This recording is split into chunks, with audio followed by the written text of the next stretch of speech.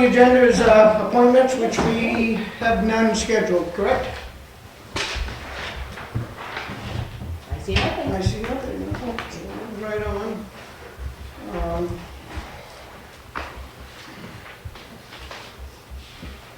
Unscheduled matters, public comment. Anybody want to make a comment? Yes. What's your name? Barry Ellis. Okay. First, I wanted to commend you guys on the decision you made about the clear bags at the transfer station, rescinding the vote. I know it's a frustrating issue with recycling. Not enough people do it.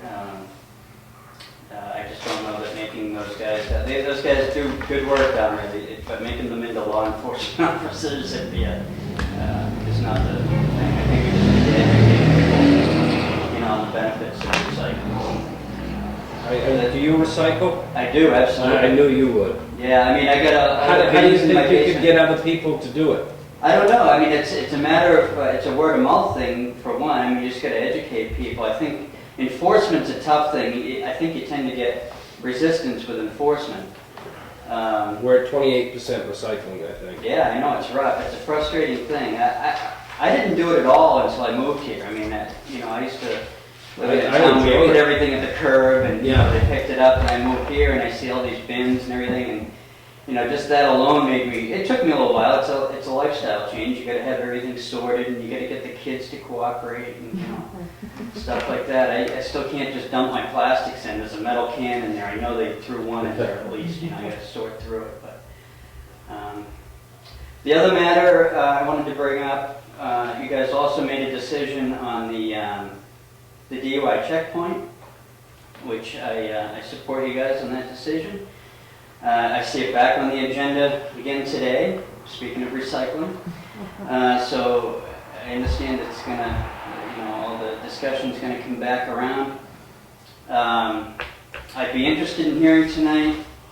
I understand we had 6 arrests, is that right, last time? I think we had 9 charges.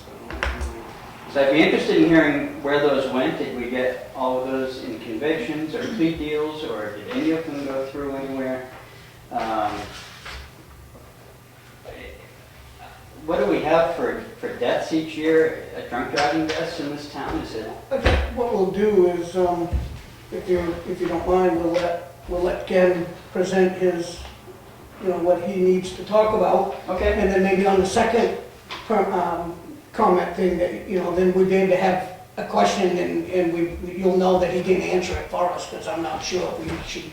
I think we'll probably be fair to him to allow him to speak his piece and see where he wants to go with it. And then we all can ask questions afterwards. So you want it? Yeah, I think it would be, I can't answer them, and we could sit here and have a discussion for 20 minutes. Well, no, I just figured I'd throw those out so that, he's going to have his opportunity to make his case, so I just thought I'd throw that out. I mean, because those are the things I'd be interested in hearing about, I guess. Okay. And, because we keep hearing that we're saving lives by doing this, and I don't know that we have that much of a problem here in this little town that we're going to spend town money to do this, whereas it's a frustrating issue as well. No one likes drunk drivers. I don't even like drunks. They don't even have to drive. That's a good point. But to suspend everybody's rights for a day with the traditional plea of, we may save one life. I don't know. I would just ask that, do you realize how many lives were given to protect our rights? Yep. Do you want to suspend that for the day in the hopes of maybe saving one life? Nope, your comments will take it. Great. Thank you. Anybody else? In regards to the recycling, how do you communicate with the townspeople? Brookfield's website has like an email alert system on it. Do you have an email sign up where people? We do have an email sign up with Wakefield Town Hall. We didn't realize that it wasn't working as well as we thought. I went on about 6 months ago and signed up for everything that I could get. And then I wasn't getting any notices, and I know she's posting the agendas and the minutes, and so are all the committees. So we just found out from Virtual Town Hall how to do that. And so now I've been getting Tony's blasts when they come to me.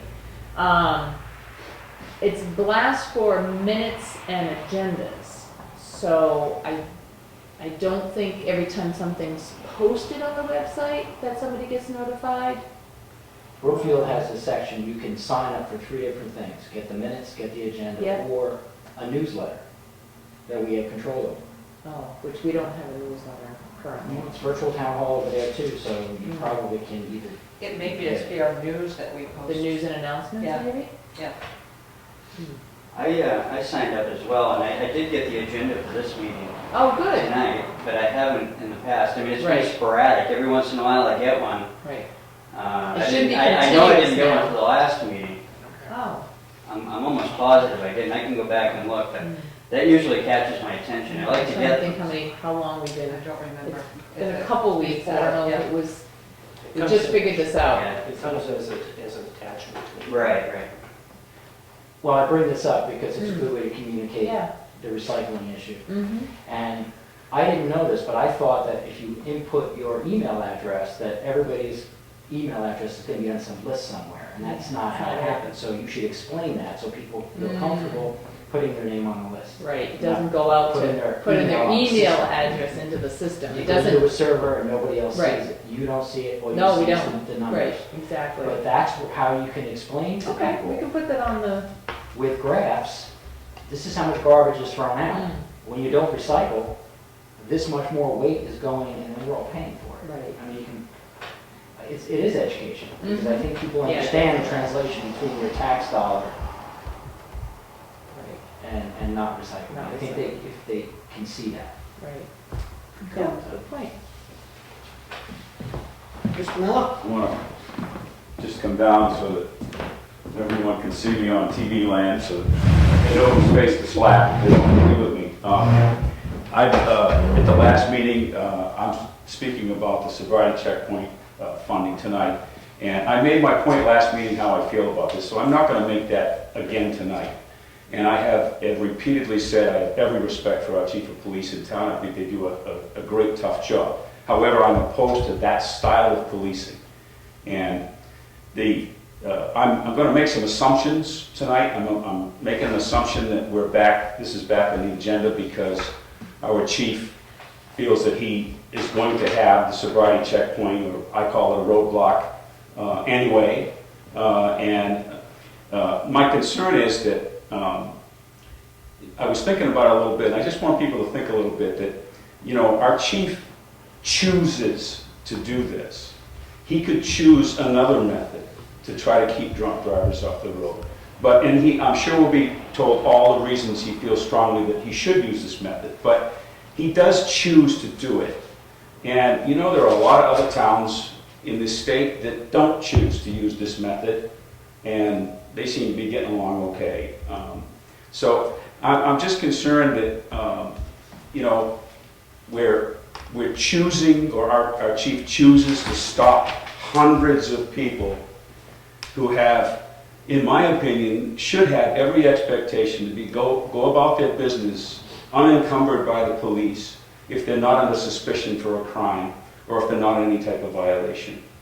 So I just like to plant a few seeds there and have some food for thought. I know it's a difficult issue, but I've spoken with Ken about this, and we have friendly conversations about it, and I'm always encouraging him to choose a different method to keep drunk drivers off the road. So I'm all for that. Thank you very much. Anybody else? All right, so we'll move on. Here we go, Kenneth. Am I up? You're up. Come on up.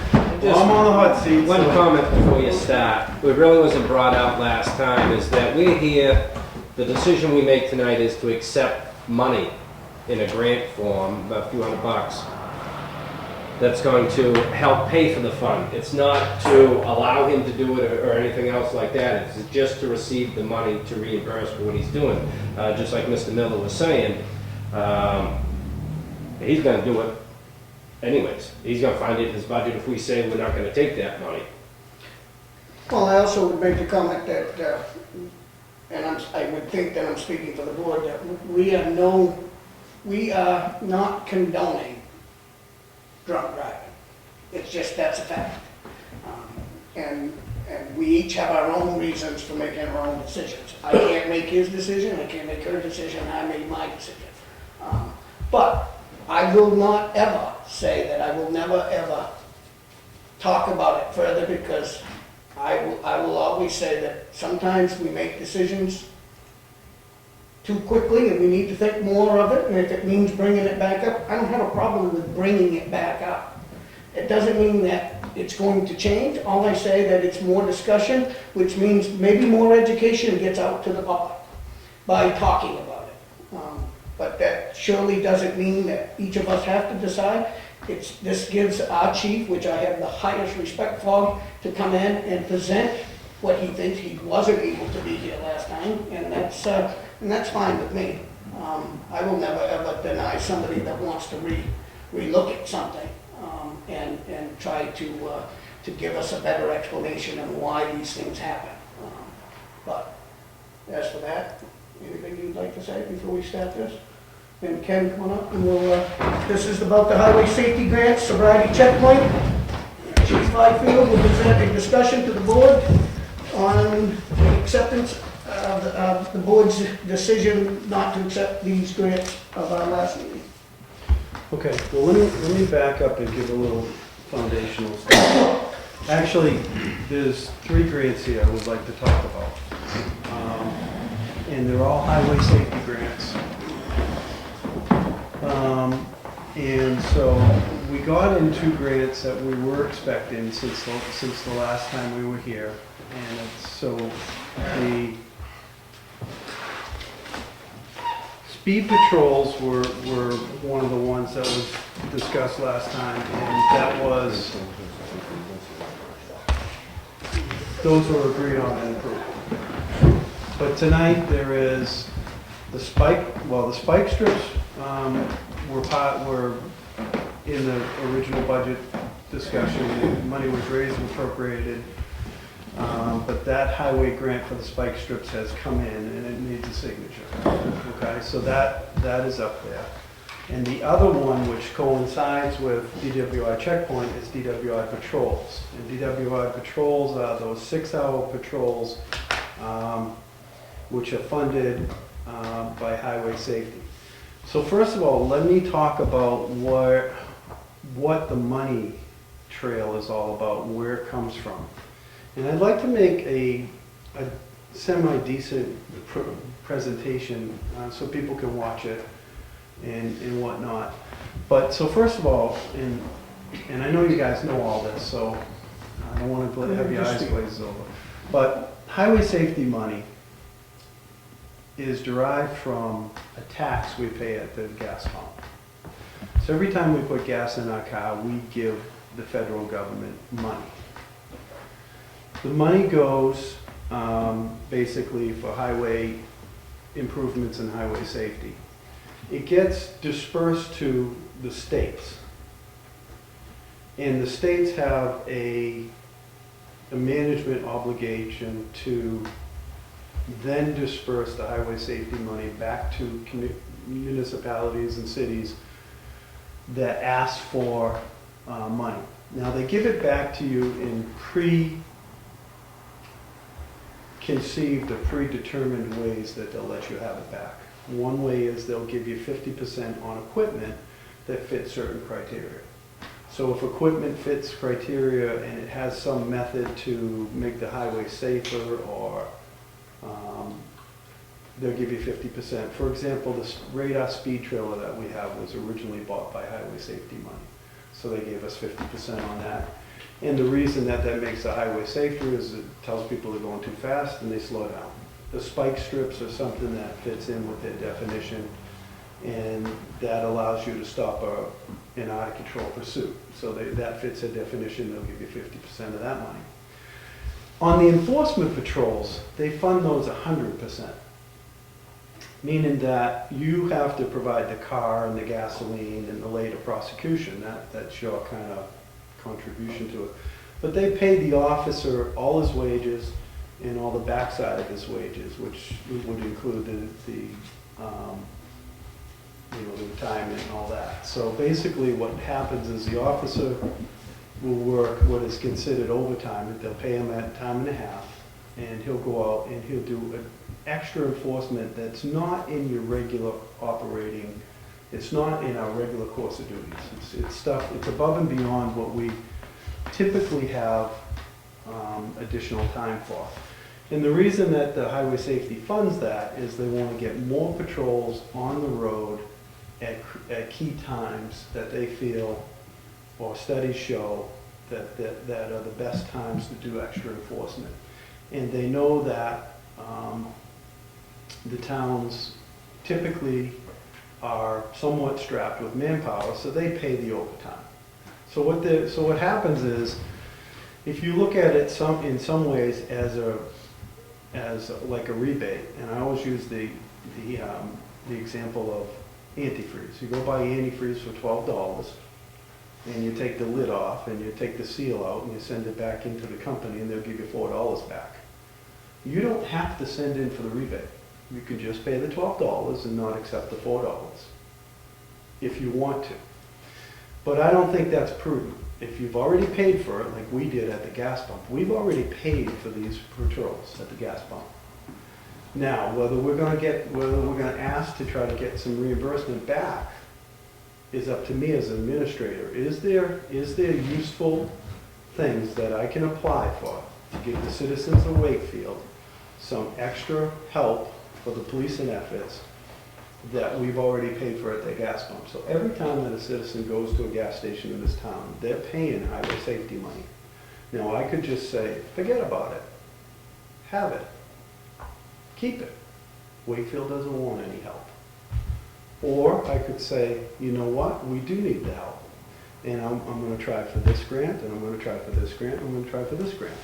Now, I do that through the budgetary process, and way back like on these things, way back in September, I tell you in ahead of time what I'm looking for, which grants I propose, why I think they're important. So like in these 4 grants that we've been discussing, all of these grants were put on my master list. We discussed them with the budget committee, or the selectmen first. We then discussed them at the budget committee. We then discussed them prior to the deliberative session, and then we voted on them. So actually, the people were pretty well aware of what I'm looking for, what I stand for, what I think will augment the services of the police department. And I'm always up for discussion. Now, nobody has an issue with the spike strips, the DWI patrols, and the speed patrols. Everybody's in agreement. Ken's making the right decision on those ones. We better go after that money because they'll help. Why do you think, just not to interrupt you, but just because you're right on that, why do you think that? Why do I think? Why do you think that everybody's okay with the speed control? They're not being stopped for doing But no, nothing. but that, okay, but I wanted to hear that from you. You know, that's just a question that I would have. Why, the speed control, I guess, I don't have a problem with that because if you're doing 80 down the street, you're being pulled over for that reason. The spike strips, that's a safety fact that somebody's out of control and could definitely run over somebody, yes. So you put these things out because you're stopping them because you have legitimate reasons. And the DW patrol, same thing.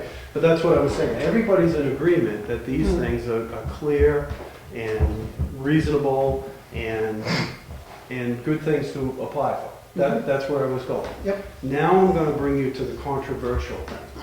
And I'm going to hit that nail on the head, why I think this is a good idea and some people don't.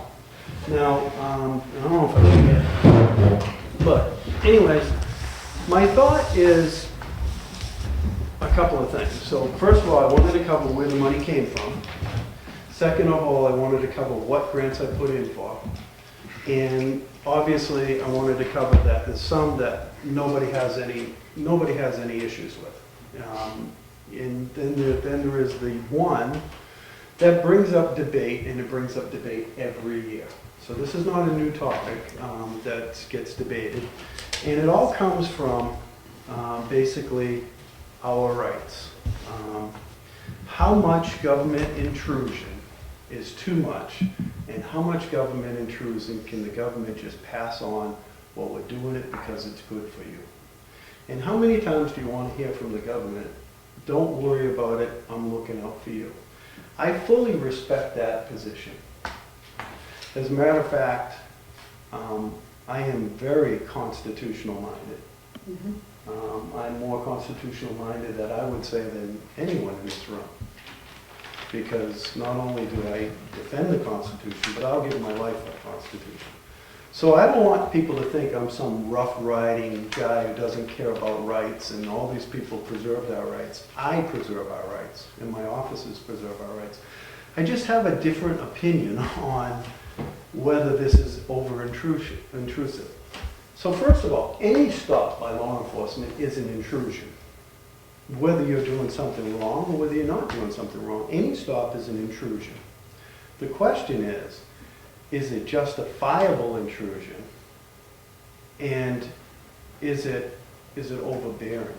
So obviously we agree on if you make a stop because somebody's crossing the line, there's a justifiable reason to stop that. And most people don't have an issue with that. Where we have the debate is, are field sobriety checkpoints unconstitutional? And it comes down to a couple of things. One is, so first of all, generally, and I'll talk about the law, and then I'll talk about morally and what's the right thing to do.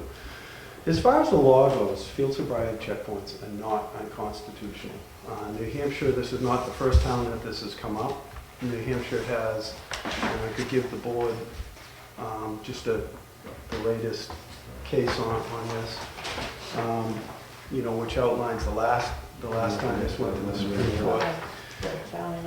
So basically, it's been well grounded that field sobriety checkpoints, and done as prescribed by the way New Hampshire does them, is constitutional.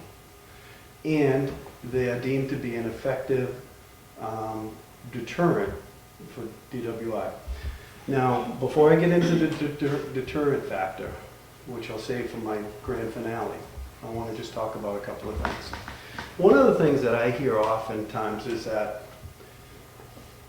you need a warrant to do a search and seizure. And I fully agree with that. And every time I do a search warrant, I go see the judge, and he signs off to see whether I have probable cause to do a search.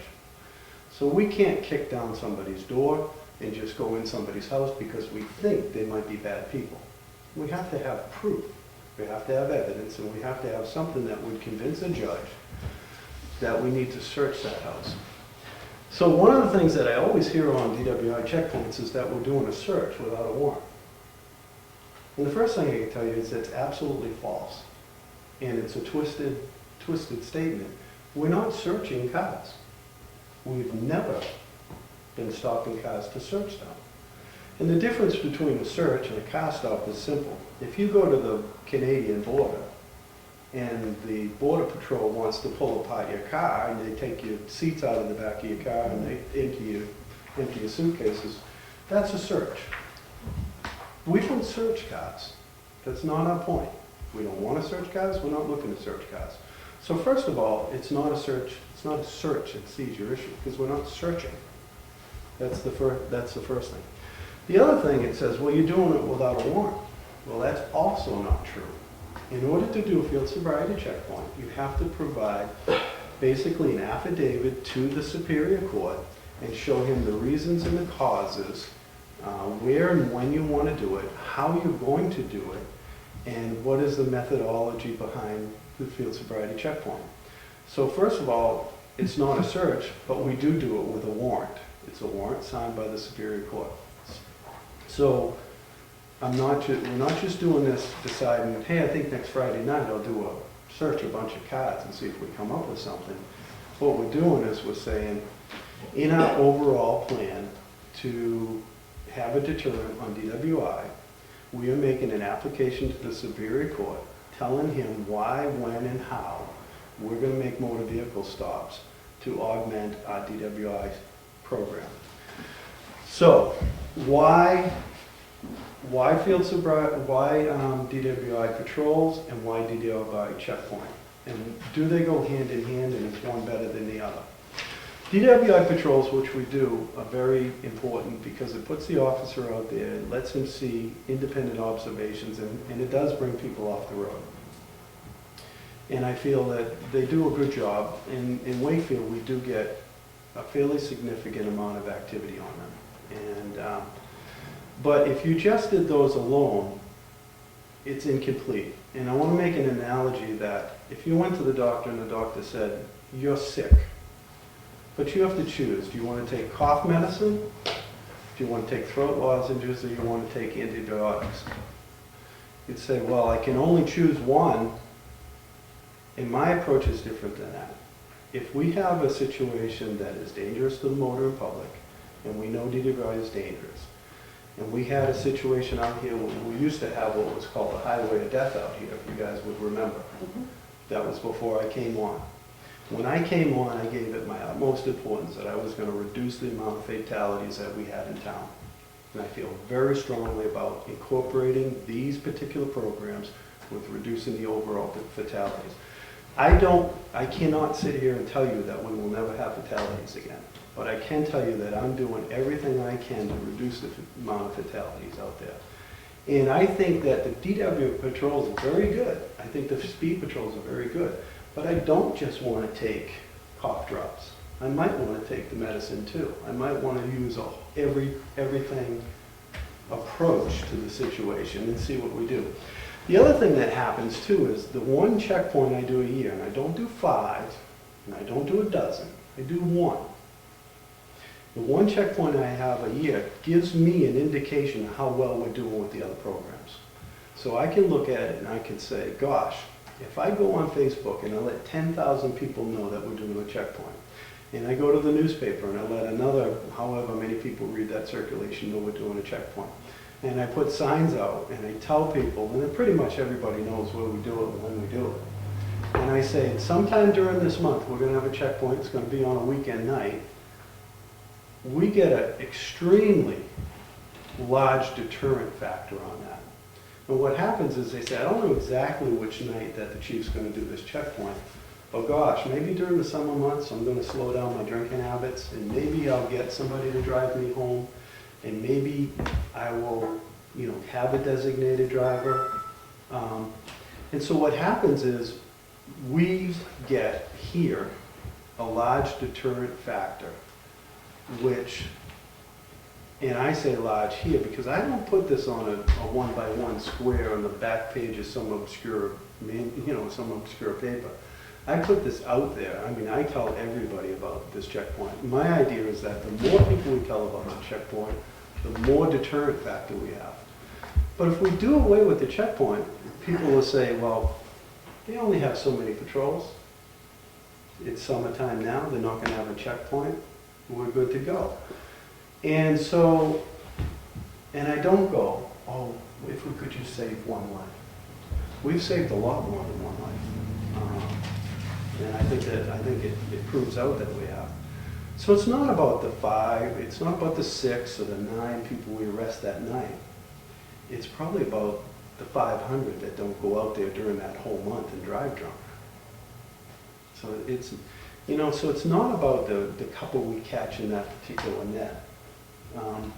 So let me tell you another thing how the DWI checkpoint does, because I hear a lot of stories about how these things happen and what they do. First of all, that happens is in our mandated paperwork that we put to the judge, we tell the judge that we're going to make a series of car stops, and that these car stops will come as each spot opens up.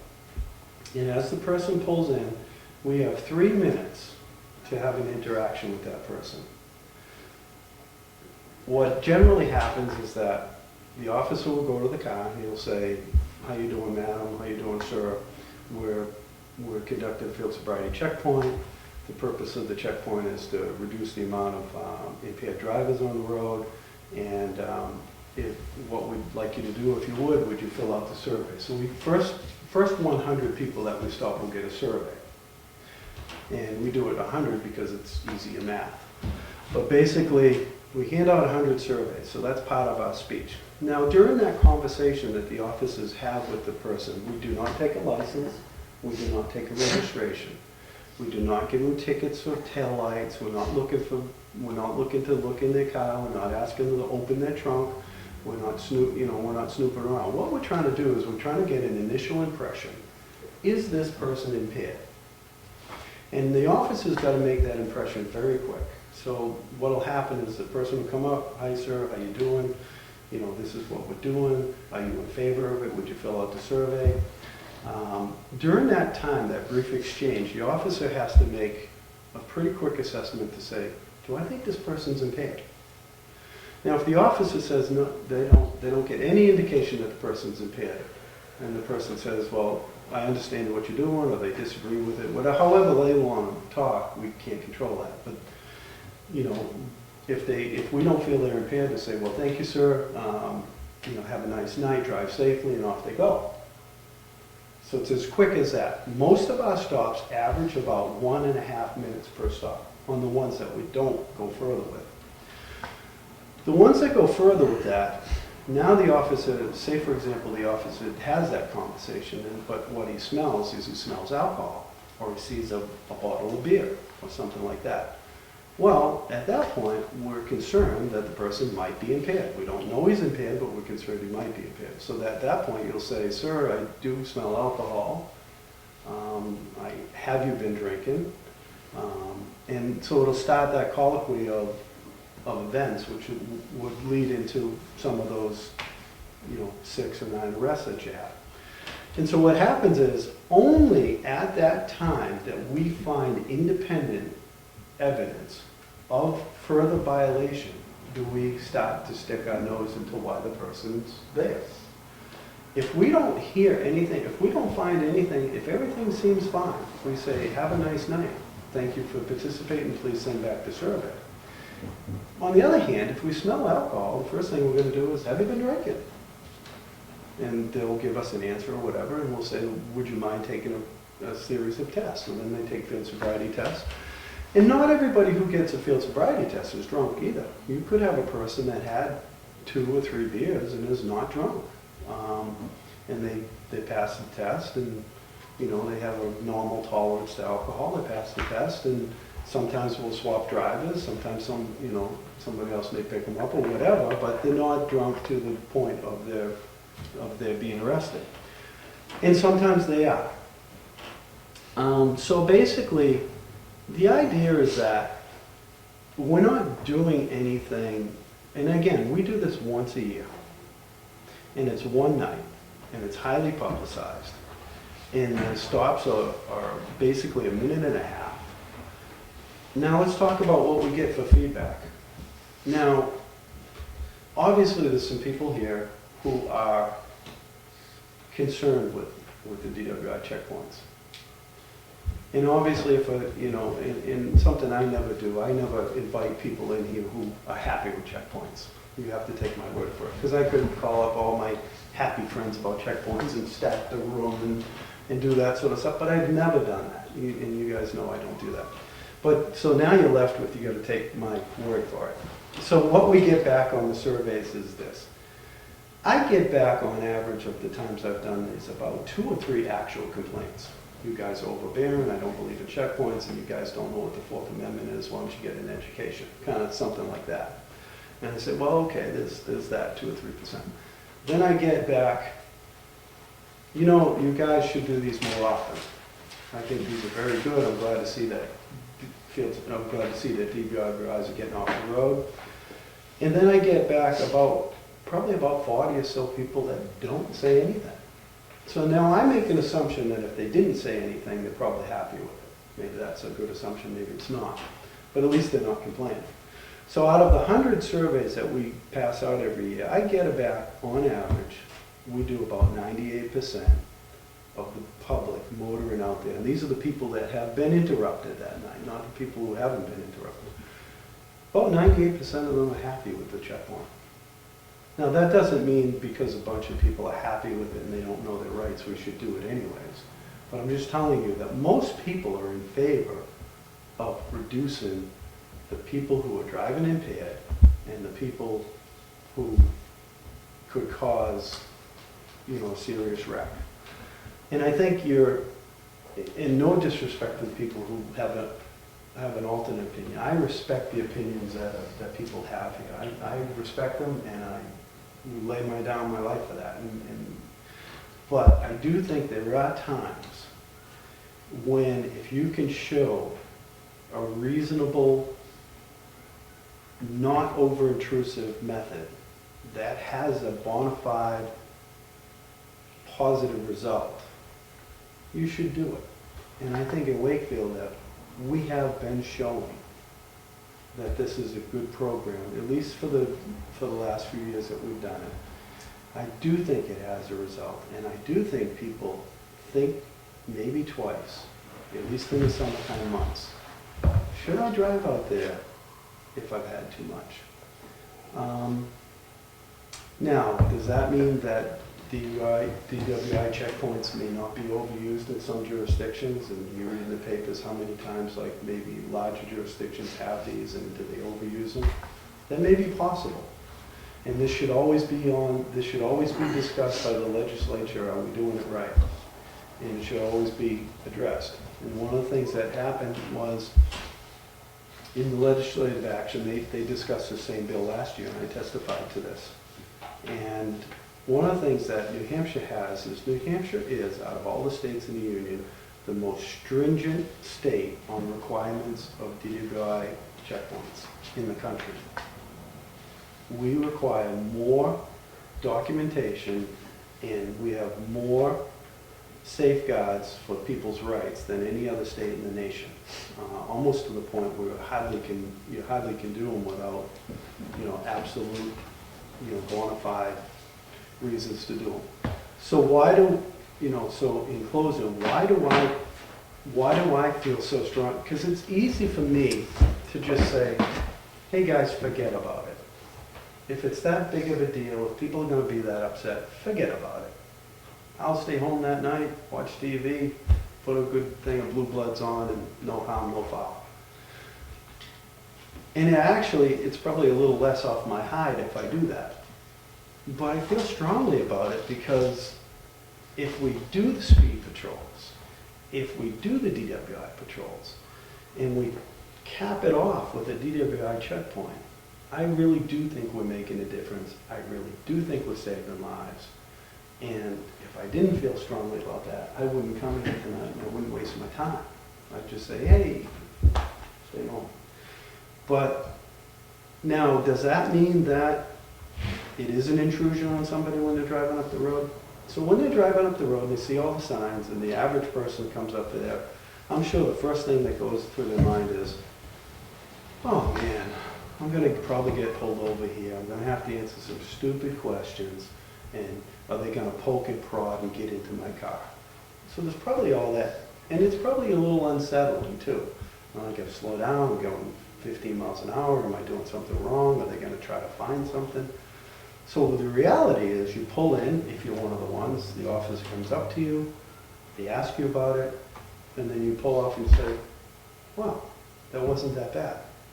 I wonder if that really helps. I wonder if it really does deter people from driving. And my opinion is it does. It puts that conscious thing. This is DWI checkpoint month. We're going to do it this month. And guys, pay attention. And if you have friends, tell them there's a checkpoint this month. Make sure that they know. So I probably talked too long about it, but anyways, so the other thing too, on the grant too, is last year when we did the checkpoint, we didn't get a grant. And I just want to clear up something. What happened was we didn't get the grant. We put in for it, and because of some issues with the state, the grant didn't get approved. I had already committed to it. I had already advertised. I had already made a cooperative agreement with state police, sheriff's department, OSCP, to come down and assist us with it. And at the last minute, we didn't get it, so I ran it anyways, and I ran it for about a shift and a half of overtime. This year, oddly enough, it's turning around the other way, or it could turn around the other way, is that we got the grant. We put it in the budget. I have planned it out. The court has you know, the documentation for the court is done, the county attorney has seen it. And I could, you know, I could run the checkpoint and just pay for it and then not take the money back. But I don't want to get in a tug of war situation. I mean, if the people don't believe in it, you know, I can understand that, but I believe in it. I think it does the right thing. And constitutionally, it is valid. Do I believe, am I an excessive, over-intrusive type of chief? I don't believe I've demonstrated that. But, you know, if it didn't have enough of a positive impact for the intrusion it puts people through, I wouldn't ask for it. So I'll close it at that. But I don't know if it's appropriate, maybe I can just take direct questions and then save it for. Well, I think, let us ask the questions first. Go ahead. Do you ever ask anybody where they've been or where they're going?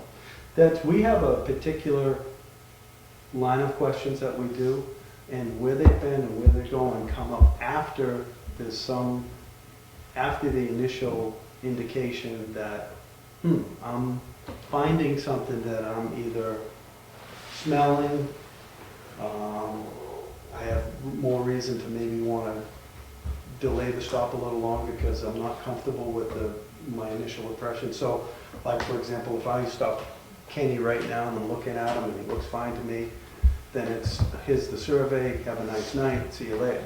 But if I look at him and I'm getting kind of an odor out of that cylinder and I'm not so sure and he's kind of red-faced and say, well, I've got to slow things down, and I'm going to say, okay, well, where are you coming from? That's kind of a delay. 90% of the ones, no, we don't ask that. But as they're looking, so it's not one of we have kind of a script that we go by. Now, sometimes can the officer say, where are you coming from? If he sees a canoe on the top of the boat, that would be a normal question. Oh, where are you coming from? Where are you going to the lake or something? But that's not our general script. So we don't stand there and say, where are you coming from? Where are you going through? Show me your papers and, you know, that sort of stuff. So at a regular, not the checkpoint, but at a regular traffic stop, do officers ask that question? That comes up fairly often in a regular traffic stop because, and it's dependent on the stop. Like for example, if it was in the middle of the day and we saw 4 people coming down a road like Ballard Ridge Road and we didn't recognize the people or the car, the officer might stop the car and say, where are you guys coming from? Especially if it was school time. Where are you guys coming from? And where are you going to? So it depends on the circumstances.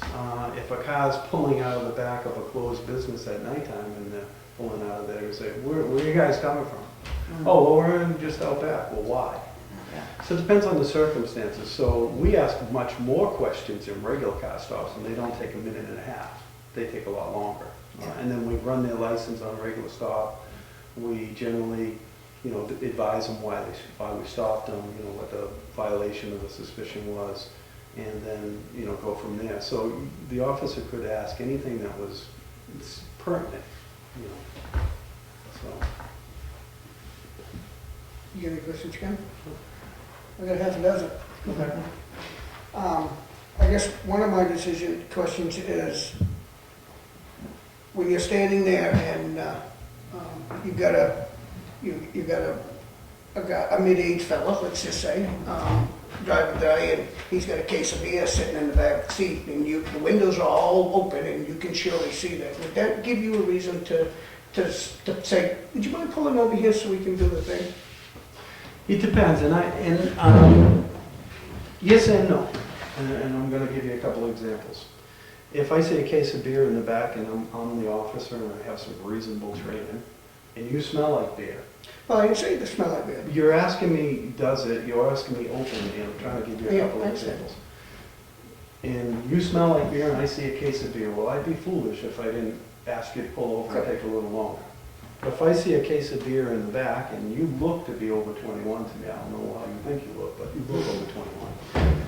I don't think there's a problem with that.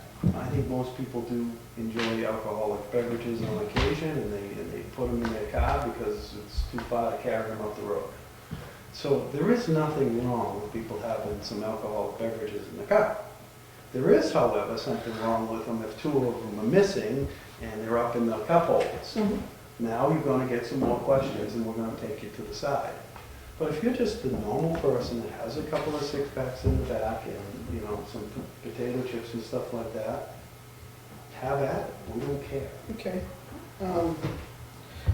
When you walk around, when the guy's standing there and he's looking through the windows and stuff like that, that to me, is what I call such like a search, because you're able to see in there, and I'm all for you. But I'm saying, when you walk around the car, you can see that case of beer in there, and you got a guy like myself having to be dressed up, heading home, and I stopped at the grocery store to grab a six-pack of beer and put it in the back seat, and that to me is a situation where I'm thinking that you, not you, but whoever's standing there would make a decision and say, would you mind pulling over? That's just a statement. Okay.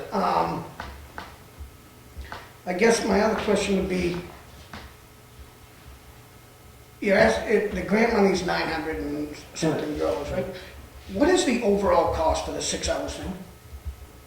I don't know. Did you say in the thousands? No. Well, yeah, it'd be over 1,000, obviously. You're not like in the thousands. Can I back up and take care of some of your assumptions and some statements that weren't actually accurate? Okay, First of all, we don't walk around the car. We walk to the drugstore. I understand that. And second of all, everything that we do is on videotape. Okay, And so we walk up to the car and we say, well, we have a script. And so we walk to the driver's door and we say to the driver, "Oh, sir, we're stopping you. We have a field sobriety checkpoint." Now, I don't ask the officers to put a patch over an eye and not see a case of beer in the back. But as I told you before, if we don't smell any alcohol on you and you look like you're legal age, we do not ask you to pull over. We only ask you to pull over if we have some indication that there's impairment in the car. We don't care about your license, we don't care about your taillights, we don't care if you bought something legally. But if we get suspicion that there's impairment, if you're driving impaired, we'll ask you to pull over. So we don't ask you to pull over just because you're carrying beer. And I don't want you to leave that impression. If you're carrying beer and you're going through our field sobriety stuff, we're making you pull over, because we're not. and I will tell you, I believe you, okay? I don't necessarily believe every other officer. And I'm not saying our officers in our town I'm thinking of, I'm just saying any officer, Right. okay? I believe that you are that type of person. So my point is profiling. A guy comes in here, he's covered in tattoos, he got a beard down to here, he looks a little ragged, that's just because he's lived a hard life, he's got a 12-pack in the back, he's headed home. To me, I almost believe that that is a profile that would say, you got 5 minutes, we'll pull over here, you got a couple minutes, whatever, just whatever you would say to make them pull over, okay? So that's just a statement. All right, can I make a statement Yep. about that? Well, if you look at Officer Favorite, he's covered in tattoos. If you look at me, I'm covered in tattoos. And if you look at our new officer that you just put on, he's covered in tattoos. So I don't think we have anything against I know. tattoos. Well, does the girl have them too? Claire have them I too? don't know. I don't know. So Gonna get into I don't want you to suggest No, and that I'm we not, profile people I'm just in stating what Wakefield, New I, Hampshire. I'm just stating what I would think, I know you would think that, but it's not accurate. and that's okay, and I accept that as your, okay? Do you think, and you said this, that you think that this 6 hour, I guess my point with this 6 hour thing is, I believe that you stop, I'm just using this number, you got 6 drunks off the street that night. Let's say it was on a Monday night you did this. You don't think that 6 more drunks are on the road Tuesday night, which you probably believe there is, right? Sure. Tuesday night, there's 6 more drunks.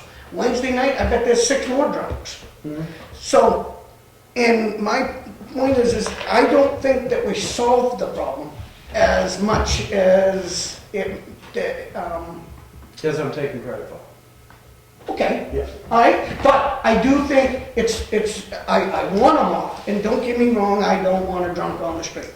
But Right. when they know where it is, there's 6 other drunks right behind them that happen to know where this is, they're gonna take the side road. And as long as you don't see them take that side road, you guys, you're not realizing it, you don't pull them over. If you see them, you park yourselves near a side road entrance, and when you see them turn down that side road, that's an automatic saying, okay, why did he turn to get down that side road? You go down and you follow him, and you do your evaluation behind him. Well, let me address that, Okay. because you brought up that part of the checkpoint. Yes, and what I call them is I have chase cars. And we do park at areas that, and we do look for people that try to avoid it, turn around. Now, there is case law that says that you can stop a person for just turning around in a checkpoint and avoiding it.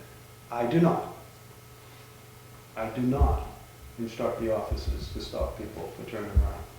But what I do instruct the officers to be is not be stupid. So I instruct them, if somebody turns around, you might want to follow them and make sure they drive okay. If they drive okay for half a mile, then they're probably fine, and they probably didn't want to be bothered by the checkpoint. Because there's a lot of people that don't want to be bothered and they turn around. So I don't make the assumption that they're drinking. So we don't stop them for turning around.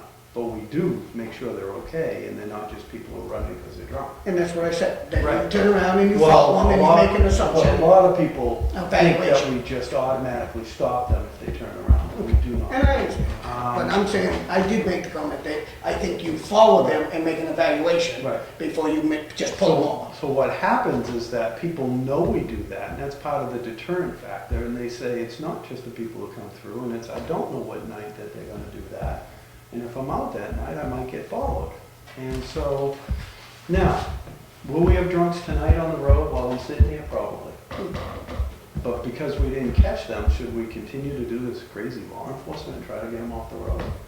Well, I think we should. I think we should do law enforcement even if we don't catch every drunk out there.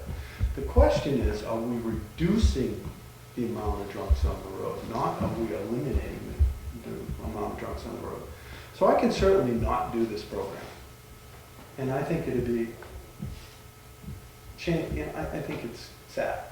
And I can certainly not do the other DWI patrols, because the nights we're not doing the DWI patrols is probably drunks from this and there too.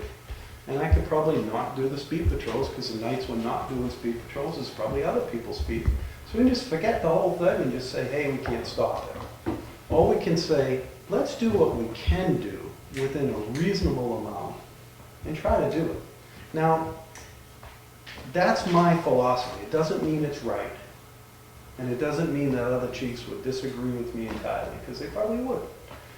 And it doesn't mean that other chiefs would go way overboard than what I'm doing. But you're stuck with a chief who believes this is the right thing to do. And I'm going to do it in such a way that I will make sure that nobody's rights are infringed. And I believe It's my belief. Now, it is what it is. And all I'm trying to get across with that is, I'm just thinking that let's just use fictitious numbers. Let's say you get, this night costs $5,000, all right? In 1 year's time, I think that money would be better spent with you doing dozens of patrols than just 6 hours of patrolling and getting that thing. And I also think that being out on that highway, yes, it keeps highways safe, but as my community, I'd almost rather see you here down in 153. As let the state handle that. The state police are on that street patrolling. Why should you, as my community cop, be out there patrolling the state police areas? Can I hit all Yep, of you those? sure can. Okay, first of all, it doesn't, I'm not gonna use fictitious numbers because it doesn't cost $5,000. It doesn't cost anywhere near that, total, even if we're not doing it. Secondly, why, I don't disagree that maybe if I had the option to say, hey, guys at the state, if this is gonna cost you $2,000, why don't you just give me the $2,000 and let me use it at my discretion for other patrols? It's not up for grabs. Okay. It's take the $4 off the antifreeze rebate, because I'm not giving you $4 on margarine. Either take it or leave it. So if we don't want this, we won't get it. But you're not getting it in another grant, because these are the grants that highway safety, with the studies, with the highway safety has come out with what they think are the most effective ways to combat this. And you can take it or you can leave it. So if you want to just give it to them at the gas pump, you can. You don't have to take this grant. But you can't get it in another way. I've got the maximum amount of shifts in the DWI patrols. I have the maximum amount of shifts in the speed patrols. They can't add one more dollar to those patrols. And you can't use it off Route 16 because it's a highway patrol, it's not local road patrol. Okay. So I don't have a lot of flexibility with that. And it's a good point. Hey, if I could use the money more appropriately somewhere else, why not do it? And I've heard that, and I somewhat agree with that. Although I do agree that the checkpoint added to the other patrols is a good overall. Kind of like, you go to the doctor, he says, I want you to take the penicillin, I want you to take the cough syrup, and I want you to go see the chiropractor because we're going to do a whole global, holistic thing to heal you, not just one. So this is an everything approach on the issue of DWI and road safety. It's an all methods approach. And if we never got results from it, if we didn't reduce deaths, if we didn't reduce serious accidents, you could say, you know, what you're doing is not working. But I don't think you can honestly say what you're doing is not working. No, and I guess, to end this, I just think 6 hours is not nearly enough. I guess the other thing would be more, I think there's so much more that we could do than, like, does that money say checkpoint or does it say highway patrol? Checkpoint. All right, so it has to be used as a checkpoint. Take it or leave it. Yeah. And then it's specific. You can have a checkpoint, you can have DWI patrols, and you can have speed patrols. I've put it in for all three of them. And if you don't take them, you're not going to upset them in Concord if you don't take them. Oh, I know. You know, they'll just be fine. That's fine. We'll just give it to another town. And, you know, I mean, and I'm not saying that to be facetious or anything. I'm just, if I had more flexibility, and as far as doing other patrols, if you guys want to collectively sit here and say, we should be out every night doing overtime patrols and want to make a motion to that effect and give me the overtime money, I'll put a guy out every night for overtime patrol. But the thing is, we have a yearly town budget. And we have a certain amount of law enforcement that the people can afford. This is giving us a little extra. Okay. That's all it is. It's a little extra. It's not a lot. So. I guess, did we want to, I mean, I know somebody must have a question. Should we ask them? Do you want to do that? It's okay with me. Go ahead. Okay. I think what we heard tonight is a situation that will be created where if I'm driving down the road, I'm stopped against my will for the purposes of seeing if I smell like alcohol or if they can spot something in my car, like an open container in the drink holder. I don't know how else you can define a search. We're being told that a search is not being conducted, but it is. And I think any reasonable person would recognize that a search is being done, and that's why they get a warrant. Otherwise, they wouldn't get a warrant. Just because a warrant is issued does not make that a lawful or constitutional situation. I would argue that the warrant is unlawful, because the Fourth Amendment specifically says that reasonable suspicion is necessary and that the specific people or places to be searched or seized have to be named to get that warrant. I would argue it's an unlawful warrant. Is my name on that warrant? That would be my only question. Is my name on that warrant when I'm stopped? Okay? If, my name is not on that warrant?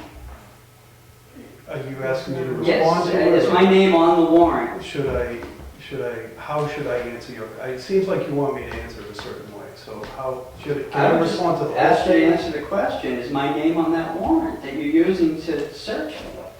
All right, I'll go backwards. No, your name specifically is not on the warrant. Now, let me go back to the original statements that you made. Any reasonable person would define a search as asking you if you've been drinking or looking and seeing that you have open containers. So if I take that methodology, and I'm doing this respectfully, and I understand where you're coming from, and I am not that far away from where you're coming from, okay? I understand and sympathize with what you're saying. So I don't want it to be in a way that I'm trying to, but if you take that methodology, and I stop a car for a tail light, and again, this is a different issue. And you have a reason to stop. Can I finish? Okay. I know you're passionate. I know you're passionate on it, and I am too. But if we stop the car for a tail light, that was reasonable suspicion to stop the car. Reasonable articulate suspicion to stop. That's what you need to stop the car. Not probable cause. So you stop the car, and the officer walked up to the car, and he saw the gentleman, and there's two open containers in the side. And because he has eyesight, are you going to take that same thing and say, I just conducted a vehicle search? Of course not. I didn't conduct a vehicle search. It was something that is called in the doctrine of plain view. If the officer is reasonably at a location and within his reasonable wingspan, he can reasonably see something that any reasonable person would see within the plain view doctrine, that is not a search. So if I walk by the front window of a house and I'm on the sidewalk, first thing is I'm legal to be there, and I look through the front window and I see a gentleman shoot his wife, that was plain view. And that wasn't a search. I saw it. So if the officer stops the vehicle and he sees an open container, we have to go forward and say, I see the open container. Have you been drinking?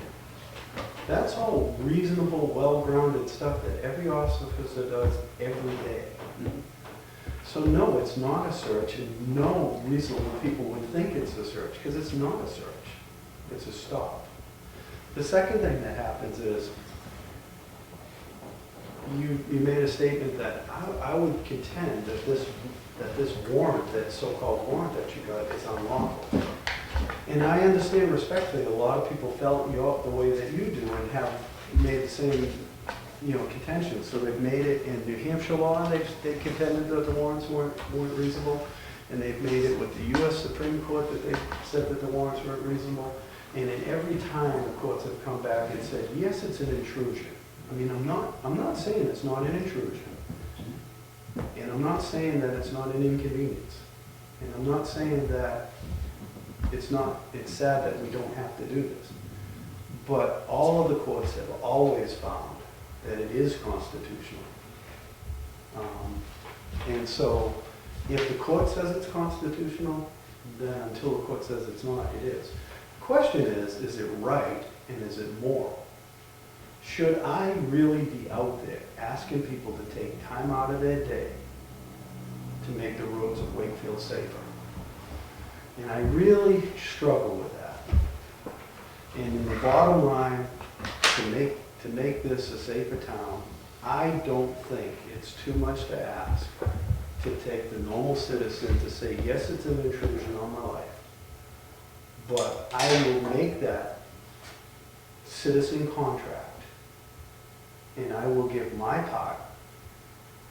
And yes, I will be infringed on and intruded, and as long as the cops don't go overboard with the stop, and they do what they said they'd do in the warrant, it's not go overboard. And if they stop me and it takes a minute and a half for me to get out of there, and they were able to scare 500 people away from drinking, and they were able to take 6 off the road, was it worth my minute and a half? And I would say yes. And if I didn't believe it was worth that, I wouldn't ask the people of this town to be subjected to that. And again, I totally respect what you're saying. I'm very constitutional. I believe that our rights were given to us by God, and it's up to government to protect those rights, and I will never divert from that. But I do have a legal and a difference of opinion on some people on this issue. And if I didn't, I'd tell you. So. Okay. Anybody else? Anybody got one?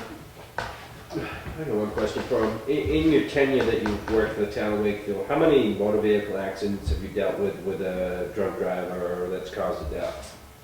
Just a guess. I know you can't count them on your hands, or your toes. We have gone to, the worst motor vehicle accident was 6 killed at one time with alcohol and drugs. I've had several where it was 3. I'm just counting multiples. We've had several where it was 2, the head-ons where it's 2. Do you think 50 is an accurate number? I don't think it was, I don't think it's quite Okay, 50. no. But, now that's just counting the deaths. I'm not, Oh, yeah. but I'm not talking Main, carnage, Yeah. loss of legs, loss of limbs, loss of lifestyle, Accidents loss in of general. accidents in general. Well, my goal is, if you look at the town report every year, is I can't control the number of accidents we have, but what I'm trying to control is the number of accidents that involve serious bodily injury. And some of that was done through changes on the highway. I can't take complete credit for lowering everything, because a lot of it was highway construction. But the other half of it was enforcement. And what I try to make the guys do is balance between, and we talked about Route 16, balance between Route 16, which is an integral part of our community, and the back roads, which don't get enough coverage. And make it in a way so that, am I giving the right balance to each? And are we having enough of a deterrent effect? And I can actually tell you now, I don't think, even on our general speed control, I don't think we're doing enough. Ticketing right now, I think it needs to be upped a little bit. And there's some areas in town where the roads are somewhat neglected, and these are some of the back roads. And I've got some back roads where I can tell you there's going to be more enforcement, like your Witchtrot roads, your Active Ridge roads, your connector roads, your crossing Oak Hill, there's other roads which are neglected. The week after the speed trail is up. Yeah, so, that's another thing too, is we'll try to put the speed trailer out there, and then we take it away, we try to get. So, I'm not saying that I know all the answers, and I have the perfect solution. And I'm not saying that you have to take it or leave it. It's always room for discussion. But I just believe that what we're doing right now is the best choices we have right now. Okay. Well, sure, there are things like you mentioned, like the rumble strips, that'd be a huge difference on 16. I just want to ask For a head. question. You want to ask a I question? just only want to ask the chief one question, Okay. and I'm not here to put him on the hot seat. And I have some comments that I'd like to make at the public comment section. My question to the chief is this. What if someone comes into the sobriety checkpoint and exercises their right to not answer questions, does not roll down the window, and does not wish to engage the officer? You've said tonight that you do not require a license or registration. What's going to happen to that person? What I said, let me clarify what I said. I said we don't run the license and registration. We don't bring it back to, like, we don't go up to the car, grab the license and registration, take the 6 minutes to go up into the car, run it through to see if it's valid through the dispatch. What we do is we ask for a license and registration, we look at it to make sure we're looking at the same person. Okay, and a couple of things happen with that. Is one, when a person reaches for something or they exercise some motor skills, it gives us the ability to see whether, like, I'll give you an obvious demonstrative thing. Could I have your license and registration? Well, yes, you can. Well, obviously, if a person can't control their motor skills to the point where they can hand us a piece of paper, it's going to raise some flags. And we're going to say, so first of all, nothing might be wrong. They might be on the medication, they might be fine, but it's incumbent upon the officer at that point to say, is this medication? Are they nervous? Are they fumbling? Or are they impaired? The only thing we're concerned about there is, are they impaired? Now getting back to the tricky guy who's gonna try to go through the field sobriety checkpoint, and he's gonna try to do what some websites will tell him to do, is put things in a clear plastic bag and put it through the window and roll it up and get there and look straight ahead and don't give officer contact. Well, let me tell you something. That's gonna make a hard stop for the officer. And now the officer has to feel comfortable that you're okay to drive. So have you made the officer feel that you're okay to drive by doing that silly exercise? Or now if you're putting the officer in a quandary where he's gonna say, is this guy one of those guys that just doesn't wanna cooperate? Or is this guy really impaired, and does he put the stuff out there so I won't smell him impaired? So now I've gotta have the officer, basically with a legal degree, trying to figure out what do I have here. But it's up to him to make sure that person doesn't drive down that road and kill your family or my family. So, what are they gonna do? I'm gonna hope that they can, during that time frame, can find out, at least to their satisfaction, is this guy okay? Is he moving okay? Is he acting okay? Is he talking okay? And they're gonna make a decision. So if they think he's okay and he drives off and he slams into somebody, well, maybe they should have taken another minute or so. And if they don't think he's okay and they pull him to the side and the guy says, well, you're making the stop longer. Well, no, you're making the stop longer because you're a bonehead. Well, aren't you exercising your rights to not respond? And that is a right you have, which it sounds to me like you've now become more suspicious by exercising your rights. Well, I'm trying to explain that if the person creates a situation, what I think citizens have, as you know in law, is a contract. You have a contract to, you may not agree with all the rules, and may not agree with all the rules, all the things that happen, but once they are in this,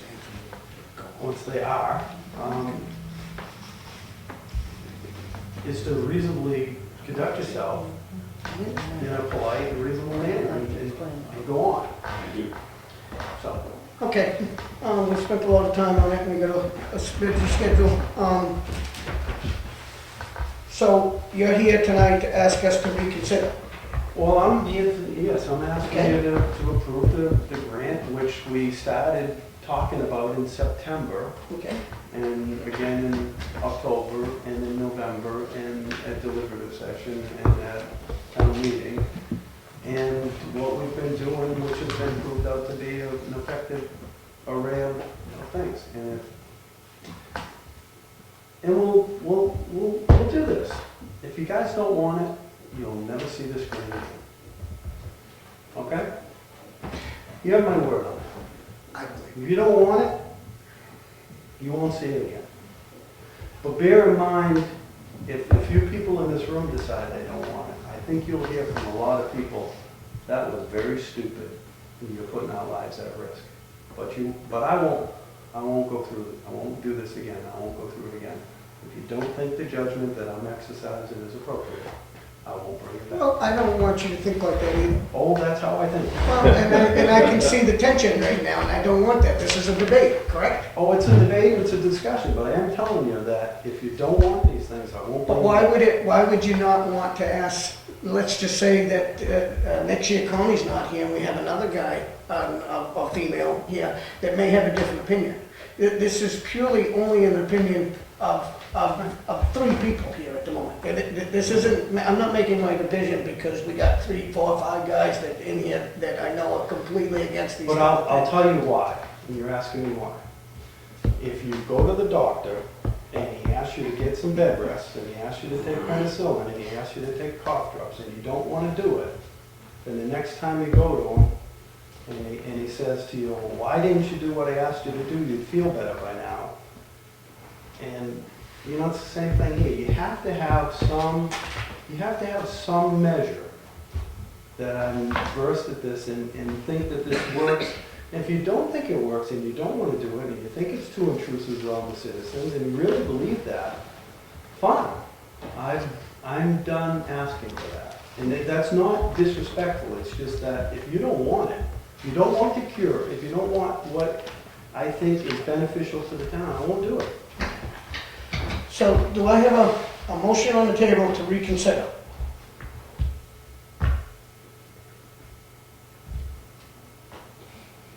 Well, And I know this is the hardest thing for you because I know that you stand for this, and that's okay. well, And again, it's only to accept money. Correct. It's gonna happen. I know that. Whether we want that $4 back or an increase. So, well, Well, I can't go further. If I have to pull it off because I have some commitments this year, and you don't want to accept the grant this year, I won't put in or do it next year. If you don't want the, We've already promised that. yeah, if you don't want the coverage, if you don't want me to do the DWI patrol or the speed patrol, I won't do it. but that doesn't mean I don't want you out there doing stuff, Ken. Well, I mean, I'm just saying, I don't think that that's what we're after. why, I kind of do. Because you're telling me you don't agree with it, and can't we do it this way and this way, and you do it in a very, very respectful way to me, and I appreciate it. You've always supported, just on the record, you are very supportive of me. But I also want to say, it comes to a point where we're talking about 6 hours once a year, and if you guys really don't want it, I'm going to stop doing it. Okay. And that's what I need. I mean, we have put a lot more than 6 hours into this now. So if you guys don't want it, I think it's useful, but if you guys don't want it, I'll just stop doing it. And it's not because, oh, I can't do anything for that town, they don't know what they want. It's not that. I don't want to make you all go through this next year, because I'm sure these guys want to do something else other than to come out here and say the chief shouldn't be doing this. And so if that's what we don't want to do, it, we won't do it. Speak. I was in favor of it. I'm still in favor of it. And I feel strongly that if you're not doing anything wrong, you have nothing to complain about. If you're driving around with an open canister, it's against the law, then you should expect to be reprimanded or whatever happens because of it. And I just feel strongly about that. Now, I've never gone through a checkpoint, and unless I'm in some ungodly hurry and I can't take 2 or 3 minutes, it's ridiculous to say, you know, that took up 3 minutes of my time. I mean, if it saves somebody's life, or if it gets somebody off the road, then I should spend more than 3 minutes of my time. I feel strongly. I've had a family member that was hit by a drunk driver. I know what it's all about. I don't drink, but that doesn't mean that I can't go to a party and somebody's drinking and I think that that's wrong, but I just make sure that they don't drive. I'm always the designated driver. I'll make a motion to accept the DWI highway grant checkpoint. I second it. Okay? No more discussion? I'd love to spend the money somewhere else, but it's not an option, it's just another tool for them. And I understand that. Yeah. But my stand, and just so that Ken understands that, he knows where I stand on this. And he's saying something different, and it's not about what he does. God knows I love what he does. But, all in favor? Aye. All opposed? 1. Let me just cap it off. For the people who disagree with me, I totally respect you, okay? For Charlie, I totally respect, and you are probably the biggest supporter I have for my party. It's not about whether you support me or not. It's about, we all have strong beliefs, and at least we can talk about it. So I'm not, Charlie, there's 2 seconds. maybe Well, maybe before I put in the grant next year, if people wanted to come see me and have an open discussion and forum, maybe we should talk about it before I put the grant in. Over coffee and something. We'll put a poll on the website. And maybe that's Yeah. useful. I mean, at least, Yeah, I can go ahead. at least you can get some Maybe the input. newspaper could ask people what do they think we should do. to hear from as many people as possible. So I'm done, and again, I hope I didn't come off, I get passionate, I hope I didn't come off disrespectful. And I hope I didn't. You did. And Ken, are you looking for them to approve the other two, the Yes. spike strip and the? Yep. And I'd have to copy that maybe that you just. Oh, we have, Oh, this one, we have to approve the notes also? Thank you. Oh, I can grab them. What it says here is the $936 one. Do we have to approve the notes also? these were not on the agenda, and Ken asked if he could bring them forward, it's up to you if you want to, you can bring anything forward during the meeting, so if you. Yeah, I mean, that's fine, and I have no problem with those items because So just do them individually, if you don't mind, for a Yep. vote, that you're approving the grant. I'll make a motion to accept the spike strips. I think they're a great tool for this town. Second. All in favor? Aye. Aye.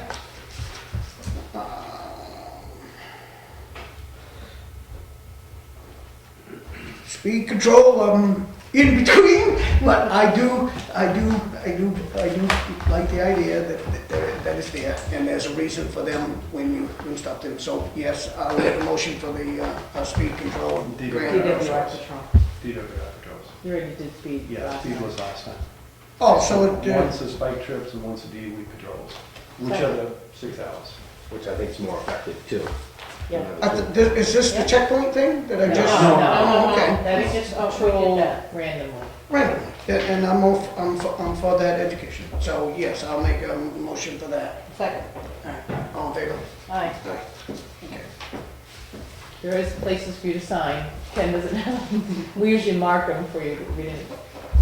So Ken, if you can just show him where he needs to sign.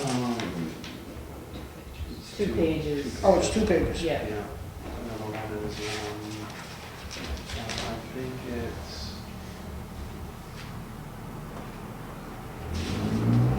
Yeah. The other one too. Well, it's saying that your name was on here. I'll give you all, Right, yeah. Yeah, we'll take both of those so we can make copies and then Ken will put them in your box. You scribble nothing with nothing. It's just longer than yours. Just don't sign, make them Yeah, well, I think a good survey is a good idea, whether, how to conduct it, so that it's a balance. Okay. Let's get to Well, it. that's Okay, the that's speed it. limit, they So already- that's yeah, really that's- gonna write up in the article That, that yeah. people submitted, Ken, that's That your one's stuff. yours. Wakefield residents. Okay. All right. Thanks, Ken. Second on the unfinished agenda is the USDA loan and sewer system construction. Yep, we talked about this at the last meeting. We wanted to know about the interest on both ends. Interest on what we would save and not have to pay for the next 4.5 years, and interest that we would lose off of our sewer fund account. Yeah. So the principal amount owed is about $44,600. And if we pay it off, it'll be a 4.5 years early, and we would save about $6,700. Do we have the money? We have the money to pay it off. You have about $188,000 in the sewer fund account currently. You need $44,600 roughly. And so we would save the 67, but on the other end, where we have the sewer fund and we get interest on that account each month, you get approximately $25 a month. Of course, that would go down after you take out some of the So money, 25 but, times and that's, 12. Yeah. It's right, so you get, pennies. so it's about 3,000, Okay. that we would lose in interest. So the difference is about 3,600 in deposit. Now, does Michael see any, that money's for emergencies too, right, breakdowns and things like that? So does he see anything in the 4-year future? You didn't ask me that. What would the balance I be? haven't, it'd be about 140, Oh, so we had probably. 140. To replace 2 Yeah, pumps and- so if you had something, even if you had a generator Yeah. going, we would be Okay. close. And what happens is if you don't have enough, then, because Can you shut that door for me, please? it would be a major major catastrophe. If something happened like that, you'd have to go find out if we could use all the unassigned fund balance anyway. So that money is really for, the small things that might come up, the 5,000. So as our 50,000. administrator, do I you think feel this is a I good think- thing? Yes, I do. I'll make a motion to pay off the grant. Me too. Second, go ahead, Tony second. All in favor? Aye. Aye. Okay, I will get in touch Great. with Ian Getchell on that and find out what needs to be done for paperwork. Saves the town money. Yep. So, that's great. New business, the MSA, the MS 535. Yep, this is, the report that the auditors do for us, Yeah, and so they've prepared it, they've sent it to me, I need to send it to DRA with signatures from the board. okay. So what is the EMS 535? The MS 535 is a report of all the, everything. Yes, the financial report of the town from 2014. Okay. So the appropriations, it's what we spend, Revenues, expenditures revenues, expenses, they've gone over all of our numbers. for And they 2014. put it on this for the auditors. I mean, for the And do they DRA. say that we done good? Well, this is, after this, then you get your financial statements. okay. And that's when they really go through and, talk about things and explain things. And that's when you'll ask Vashon Fouquet to come to the meeting and fill you in about those financial statements. This happens in steps for the audit. Just froze my computer open and it. Okay. Yeah. Because there's so many things in it. Just- Yeah. All right. We got a picture. I'm not sure what this is. Oh, okay. That must be all right. I don't see.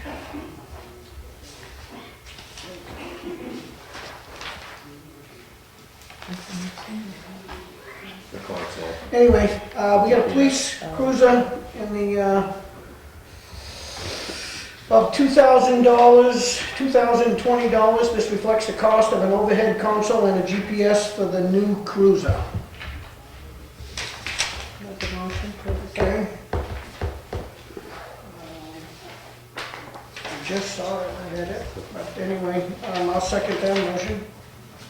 All in favor? Aye. Aye. That was to expend out of capital. Capital Reserve Fund, correct. Bill, Connie, I'm passing around, we actually have you guys sign 3 copies of the MS 535 just because, in case something gets lost when it goes to DRA. So So this is the those MS. are additional copies. This is the, CRO. yeah.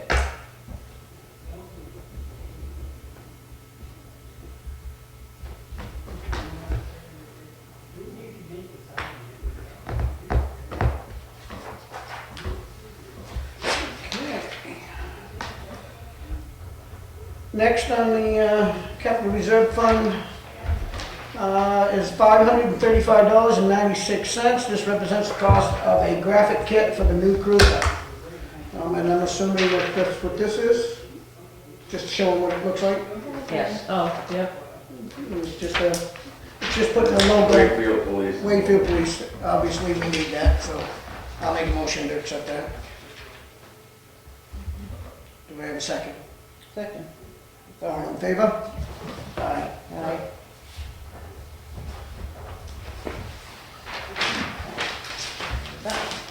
I'll take this, Joe. Thanks. Those are important. Oh, you're gonna ones.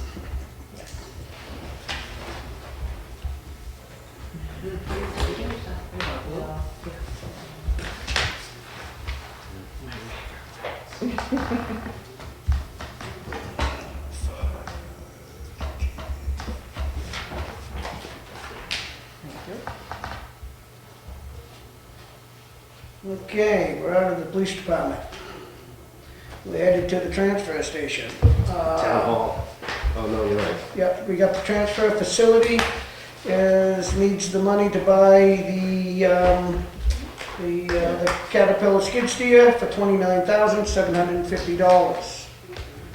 Do I have a motion for that? I'll make it. We're gonna I was hoping Ken would make take it, because he's one We're sent not us gonna another go over this again, $250. are we? But do I have a second? Sure. Okay, all in favor? Aye. Aye. Great.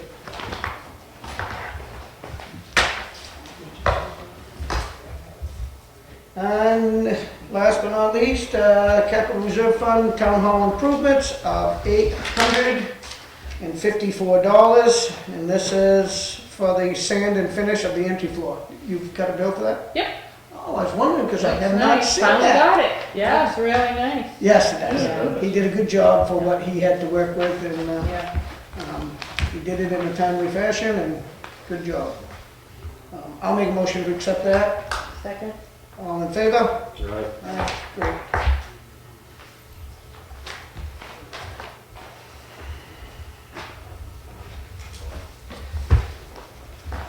We head to correspondence. First thing on that is the U.S. Methodist Church is talking to us. According to the church representative, Eversource requires a town permission for the church to install a street light, even though the church will bear the cost of same. What does that mean? We are awaiting Chief Byfield's comments on this request. We did not get comments. Should I get it? Sorry. Is he still there? Yeah, he's still there. They would like to talk to you. So, I'm gonna put it in front of the church on out of street, is that it? I'm assuming. Where do they want to put it? Can Or maybe up. we got one correspondence for you, the United Methodist Church is asking to put a street light out front. You know anything about that? Yeah, Tony gave me an email, a reminder email, and asked me to talk about it tonight. I'm confused about it. Because I went out there and I took Fred with me, who's part of the church, and I asked him what are they looking for. And so anyways, across the street, there's a street light up already, and it's at the Dorney's house. And so Fred's opinion was, why don't they get a different light and kind of tip it up and shine it that way? You wouldn't have to, and I don't know if you can do that or not. And then in front of the church, there's a pole with a transformer on it. And I don't know if you could put a street light on the same pole as a transformer. And then down the side street, if you go further down where Lance Boswell used to live, there's a pole there, and that would shine on the backside of the church. So I don't really know what they're looking to accomplish. I have no issue with having extra light there if you guys want light. I don't think it's going to bother traffic, but I really don't know. what There's a they're light looking for. across the street. There's one across the street at Dorney's. Okay. So I don't know what they're looking Do we pay for that?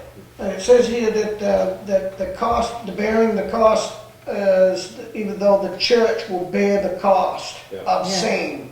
I don't know what that means. They're They gonna would pay for pay it. for it. We're not gonna add it to our We're bill. not adding Okay. it to our, It's their If they want a street. light, I don't see any problem with them having a light. And I don't have anybody in here saying that the neighbors the don't. upper level of a town pole. I didn't think we owned We those don't own a poles. pole. So do we So I wanna, don't know what. do we wanna say that they can do it as long as They pay for it. they pay for it? I don't see any issue with additional lights there, so I didn't see a problem with that. I just don't know where they're looking for it. Neither No do problem with it. we. Okay, let's make so sure do I have a they motion get paid for to it. accept No cost to the the, town. letting them do it with, as long as they Pay for it. bear the cost? So moved. Let there be light. Second. All in favor? Aye. Aye. Aye. Okay. There been issues there? Break-ins or anything? What does, Not that I know of. 40 tax and land appeals. say it again? 40 tax and land appeals. Okay, Sorry, that's my okay. acronym, sorry. I should know it. Stay active. The BTLA Board of Tax Land Lien Appeals hearing notice.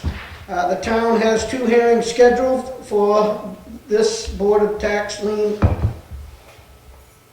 What's the A? Land, tax land Tax Land And land appeals. Appeals on September 30th. One for Stewart Realty Trust and the other for Donna Dodge. So what are you trying, We it's just just, give you it's this just so that we information. can have it out It's there, people? posted, the state wants us to post it, so Okay. it would be good if the town, Legal calendar. Good enough. Presumably the town's representative there. Okay. That'll be up to Tricia to make sure whatever. Yeah, it's No, through the, in this it's case, through the it's the assessing. assessors. It's the assessors that are. Okay. It's an appeal of an assessment. Okay, unscheduled public comment number 2. Mr. Miller? Boy, twice a night, I get 6 minutes instead of 3. I'll limit myself to 3 minutes. Don't remind us. I just wanted to recap, we had a great discussion about sobriety session. I'm appreciative that the chief came down and gave his ideas and views. I was struck by a number of questions, and I'm not here to debate anybody about them, but I guess the first question I had, I'd like to get people engaged in thinking about things, is first question that came to me is, when is intrusion intrusion? And, you know, our chief was saying it's only a minute and a half, and you know, I mean, it's kind of like, reminds me of a joke of a guy that was looking for a husband for his daughter, and they said, well, what's going on? He said, well, she's just a little bit pregnant. So, you know, it was, I mean, intrusion is intrusion, whether it's a minute and a half or anything, in my view. I was struck by some of the definitions of words that the chief used tonight that I seem to have a totally different definition of. Okay, for example, if your car is being stopped and you're not being let go until they want to let you go, is that a seizure? It is to me. That's not what I believe I heard the chief say. Another big one that comes up that the chief explained was that they don't search your car. Well, I'm asking people to wrestle with these questions that I'm wrestling with. For example, is shining a light all through your car, is that a search? Do you consider that a search? Is having a dog whose nose is trained to sniff the inside of your car, is that a search? I believe it is, but Do they use canines? I'm not sure on this particular one. I don't know. But, you know, I'll keep going right along here. I mean, the other thing that really troubles me, an issue that does trouble me, was that the chief said, you know, I know that he can do this. I know it's legal. I'm not here to challenge the Constitution, why the Supreme Court created a loophole in our Constitution perplexes me, but they did. So the chief can do this if he chooses, and I understand that. But, you know, he talks about posting things in the newspaper and making people aware. But what struck me is what he's not saying.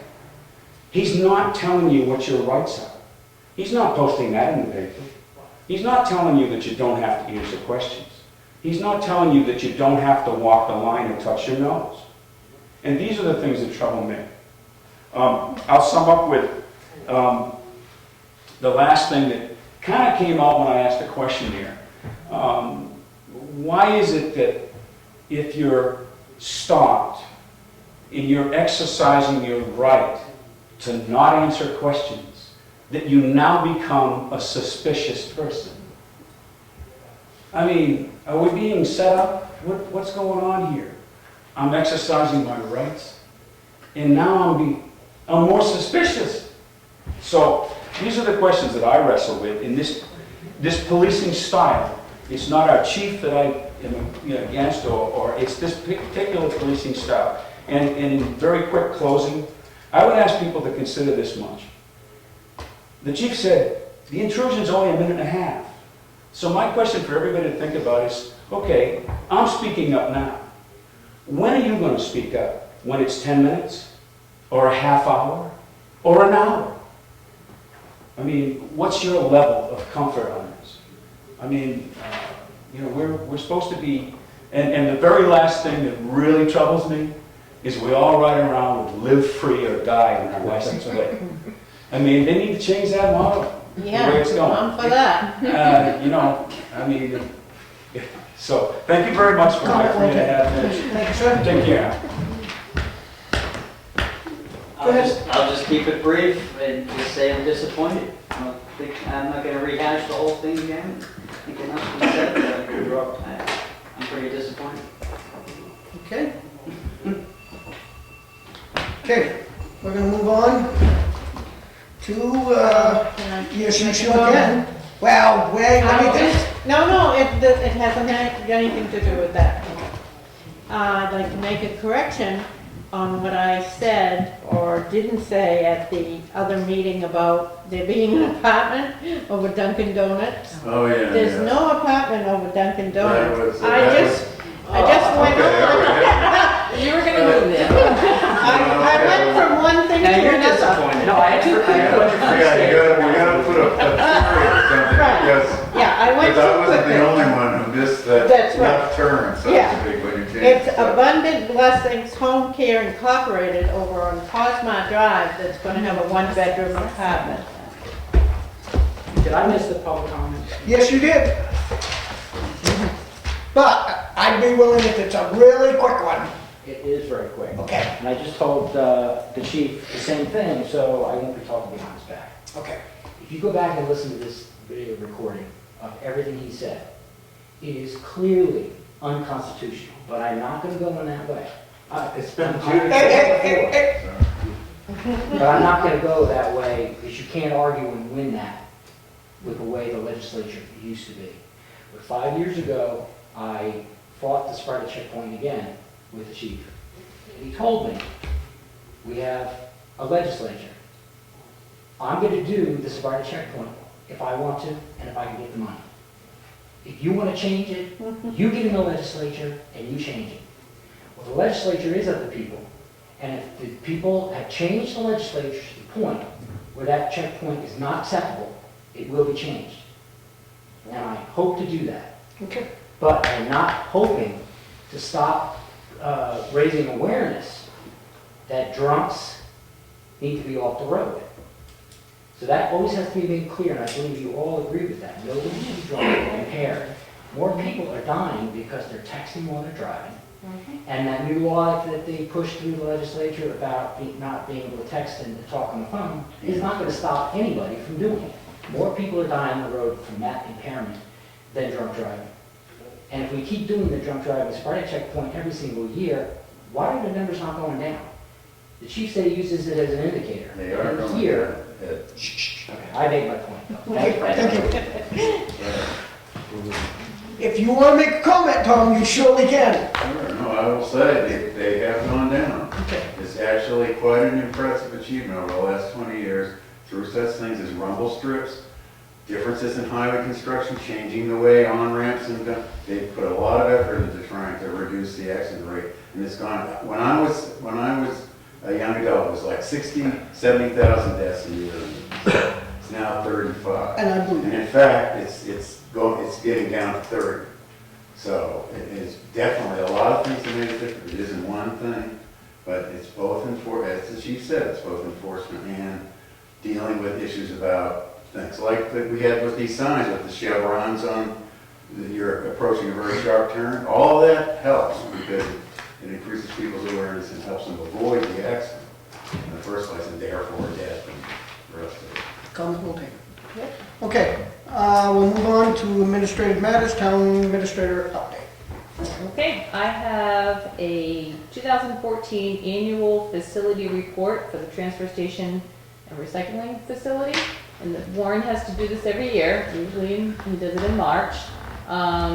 We sent it in, Warren has always signed it, and we got it back, saying that Warren can't sign it. It's gonna be an elected official or an appointee, such as a town manager, not a town administrator.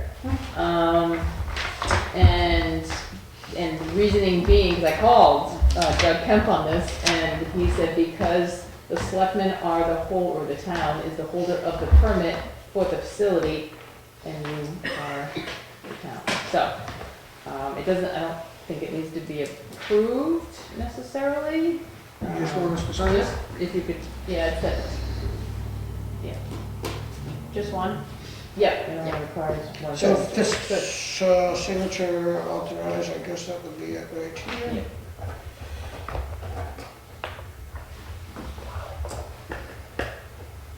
So we will bring this before you now every year. Like clockwork. Yeah, and we'll send you this, it's just one. It's the other one that says that we sent in. Okay. Okay, so that's that. I wanted to just let you know, and I think Connie did attend this, the PGA class that we had with NRRA. Went very well. We had about 15 to 18 people show up.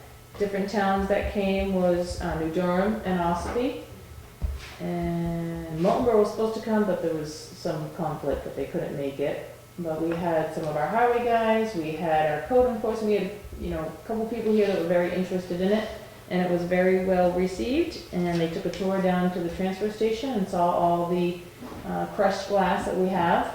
And New Durham sent me an email the next day and said they are very, very, very interested in taking some of that, and they can use it on a lot of their road projects. So that's a forward-moving progress, and it sounds like we're going to be using a lot more of this, which is great. Is the Dunkin' Donuts gonna use any of that? It wasn't put in their, when a company like that uses it, it has to be in their engineered plans, that that's what they choose to use, and it wasn't in their engineered plans. And actually, the gentleman that was here from NRA was going to call the state, because my concern was that I know the town can use it with no engineered plans, but it would be great if we could have some small contractors use it, if they're putting in culverts into new subdivisions, or private road associations that have culverts that are sinking in and they need those replaced. So he was gonna check on that and get back in touch with me. I've not heard anything yet, but I will be in touch with him. They'll use it for winter sand, Yeah. the private roads. Oh, yeah, that'd be. I have a proclamation here from the governor. This is Municipal Clerks Week, May 3rd. Ooh, oh, it was May 3rd. I missed it. Oh, well, I just got this. So it was May 3rd through the 9th, and I would just like to acknowledge our municipal clerk, town clerk, that for what she does, and providing the public with great service. Yeah, there's a whole proclamation here, but I guess I don't really need to read the whole thing, but it is something that the governor does do each year, and we should recognize our clerk for that. Her different hours of working on. Oh, Yes. absolutely. The Thursday Yeah. night at 6, she's been very busy. Yeah. So that's been a good thing.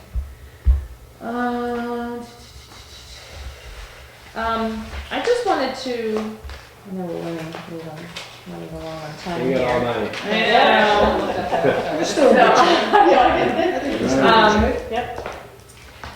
So I've ordered some signs, as I've talked about before, as you come into the town hall now for the tax collector, the town clerk, the town administrator. So we're gonna have these nice little black signs that stick out to let everybody know where they are. When you first come into the entranceway now, it's kind of empty. Yeah, and you don't know where Know where everything is everybody's until you going get to to be. the doors. Right, so I Sign thought on. if we could develop, this is the sign I'm thinking, but this is the stand I'm thinking. Yeah. Now, This is just interchangeable. So, but this is blank, Yeah, and we actually make the sign to put in it, to slide in it. oh, I see. And that's what we did with the ones that we're making for the doors, because it Oh, was so you way have something going cheaper, on the way doors. cheaper to do I that. like that. Yeah, on the doors it'll say tax collector, and we're gonna make little paper, nice inserts to put in there. Instead of actually having an engraved sign, which is gonna cost you so much more money, we went with these, which were way more reasonable. And this is the same type of thing as what I was thinking. If that's something that you're interested in, I can keep looking. I was just trying to figure out what we could put out there, and I don't wanna have to keep changing it. And just be nice, Yeah, I those think little that'd be a lettered good ones. idea. Kids out there. Yeah, the kids out there changing the words around on me. Yeah. I shouldn't say just kids, I know. adults could do that. I'm good with that. Does that sound like? Yeah. Yeah. I'll look into the, cost on it, and, Yeah. I mean, I did look, some of them, they range from $70 to $120. But Nope, I that's think fine. we should be able to, we'll get those other ones up first, and we'll see how that's going, but I thought this was a good, The Direction. elevator, the elevator I always choose.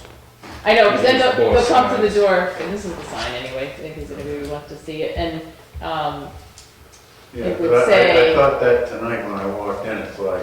yeah, where do you go? Yeah, where do you go now? Right. Because before you. Right, had so, right, you have the the- tax right collector to ahead. ask Yeah, all the tax questions collector of. Right ahead, Yeah, so. yeah, so this way, we'll still get the questions of where's the elevator, Yeah. but at least, it gives some people direction on when they're coming in. Good job. So that's that.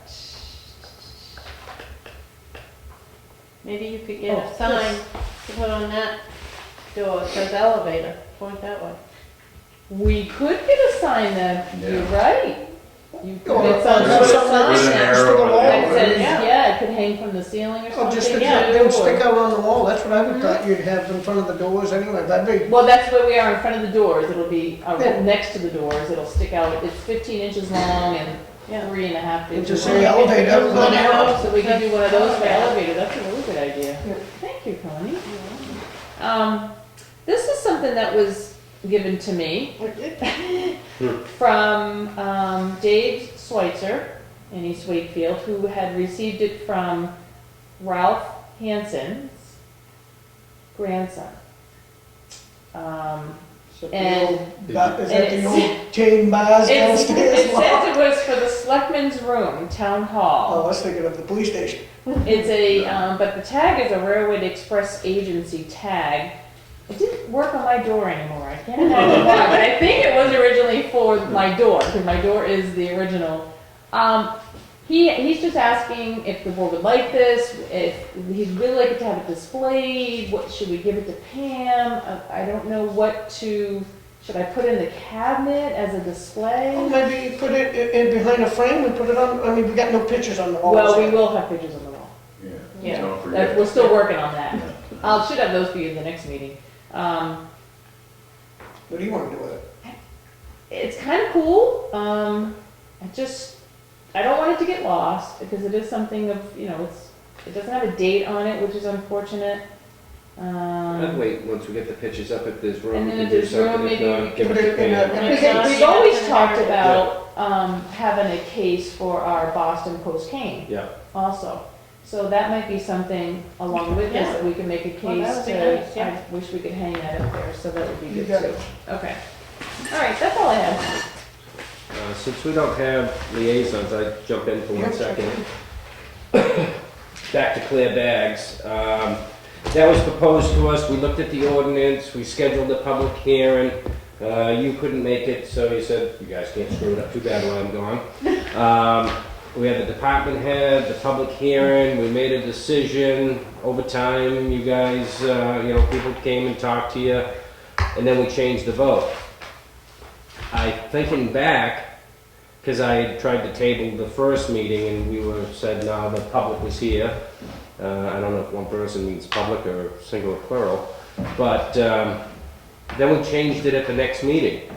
We can only change that ordinance at a public hearing. Well, we need to have another public We need to hearing. have a public hearing to change it, I think, unless I'm wrong, which happens daily, but. Well, I can check on that to That's see. fine.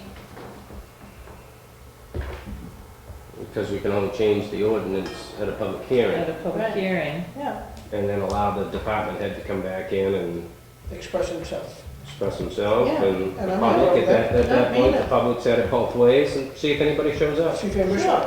And I mean, we should have a sign at the transfer station that says public hearing, clear bags coming in Phillipsville.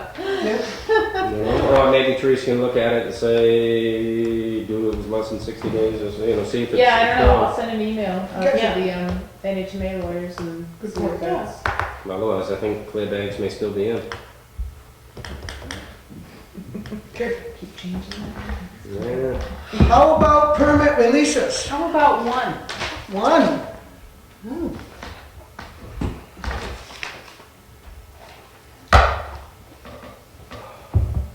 Yeah, it's the Dunkin' Donuts. Oh, I can't say his name either. So it's not I'll make a part of motion for another that. building boom in Wakefield. second. all in favor? Right. Aye.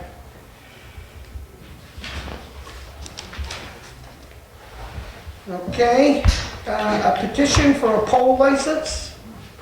Which truck road? Which Not Meadow truck? Street. And what does that mean? That means the highway truck took out a pole, I Oh, think, isn't it? Is No. that the one they were No. replacing? No. No, I don't know if that's one they're replacing, but no, generally, the pole licenses are for any new poles at Not the the, replacement? yeah, they could be just a new pole they're putting in, or it could be to replace a pole, but not necessarily because somebody Somebody did did it. It could be old, it could be, We get a bill for that, no. yeah, we could, But I yeah, can't we do no know. get it. So, because they're just getting ready to place. Where is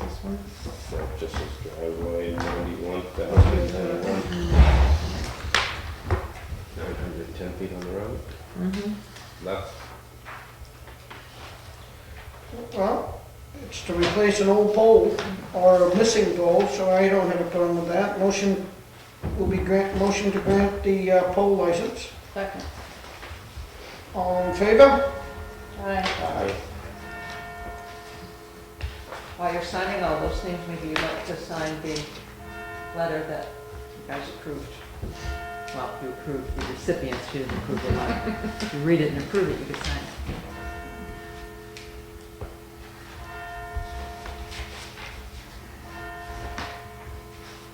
I'm just having a blank moment here, but, do we need motions to accept these things? No. I don't think so.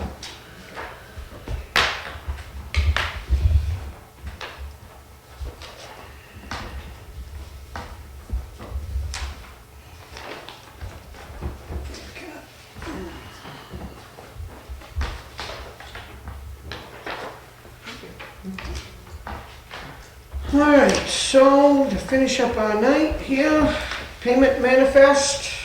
We have a treasurer's payroll for $91,162. Do I have a motion to accept? So moved.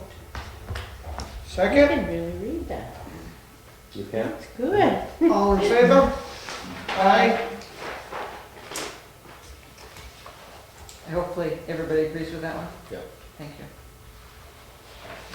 Oh, this is the appreciation.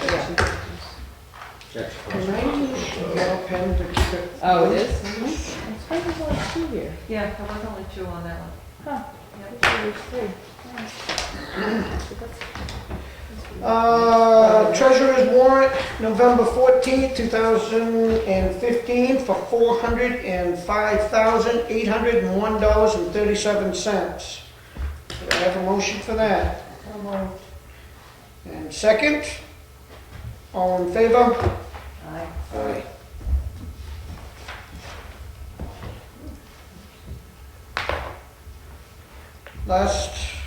Last meeting's minutes.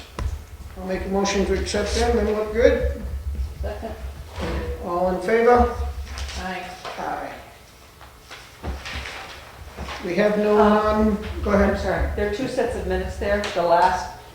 The last regular meeting was April 22nd, and you had Oh, I another didn't see session that, on I'm May sorry. 6th. I'm sorry. All right, so I will accept the April 22nd, and then the May 6th, I think you wasn't here, Connie, right? Yeah, I was here.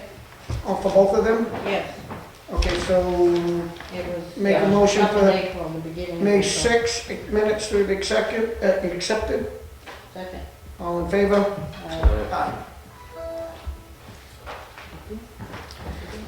We have nothing for non-public?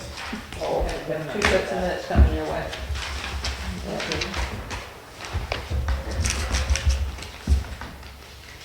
We have nothing for non-public?